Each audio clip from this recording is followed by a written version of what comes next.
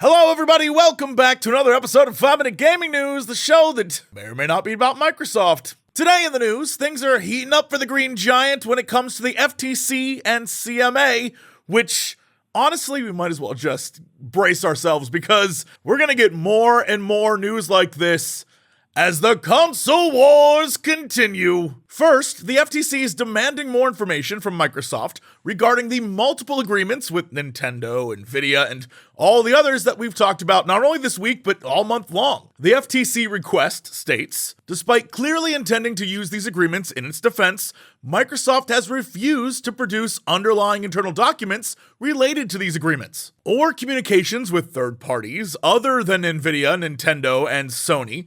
Microsoft should not be permitted to introduce or rely on these agreements without producing the requested underlying discovery. So the FTC is basically asking a lot of the questions I've been asking. Why is Microsoft doing all this stuff? Except now they want receipts. And it's not to say these deals aren't real. They are. It's just like if I were to go on Twitter and announce that I have a new 10-year deal with Nando's because I like chicken, you would have to accept my word for that. Right?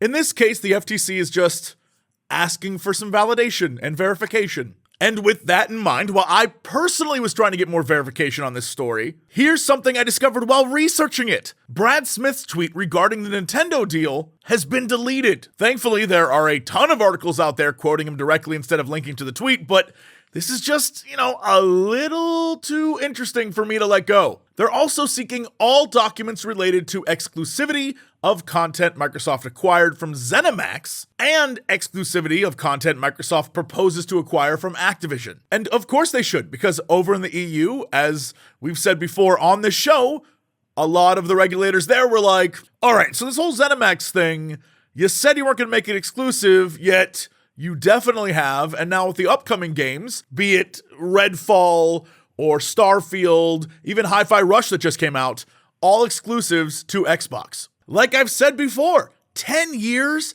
is a drop in the bucket in the corporate world. They're planning long term.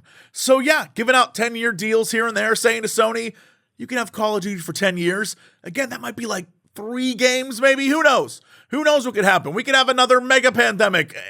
Anything's possible. And it's totally fair to ask these questions, to get these answers, because at the end of the day, all they're trying to do is protect us, the consumer, from what could potentially be video game monopolies, and that's no good. Meanwhile, on the other side of the pond, things are actually looking better for Microsoft. Just today, the CMA in the UK just posted the opinions of 6 different development studios regarding the acquisition. This panel included a CEO of an indie developer who has worked with most of the top game publishers, including Sony, Microsoft, and Activision, a developer and publisher of AAA titles whose games are distributed on all major consoles, a business who claims to release games on various platforms, including Xbox and PlayStation, and another who chose to remain anonymous. However, only one of the 6 studios who provided responses was named, 4J Studios, the Scottish developer responsible for the console versions of Minecraft. So yeah, I wonder why the Minecraft console developer would have good things to say about Microsoft. Now, I don't want to sound completely biased. I know I'm going to have to deal with a few of you in the comments who are going to be like, Jesse, you're just crapping on Microsoft. Look at you.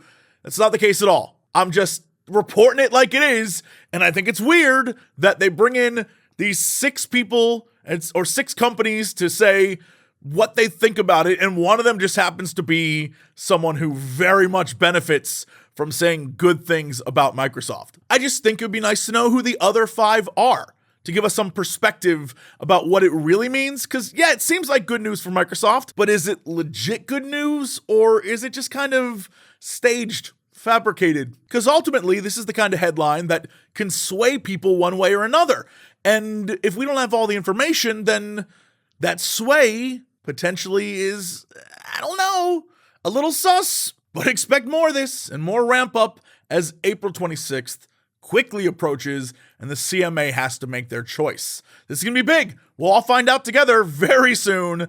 And the console wars continue. Anyway, that is it for the episode. Thanks so much, and I'll see you tomorrow for brand new 5-Minute Gaming News.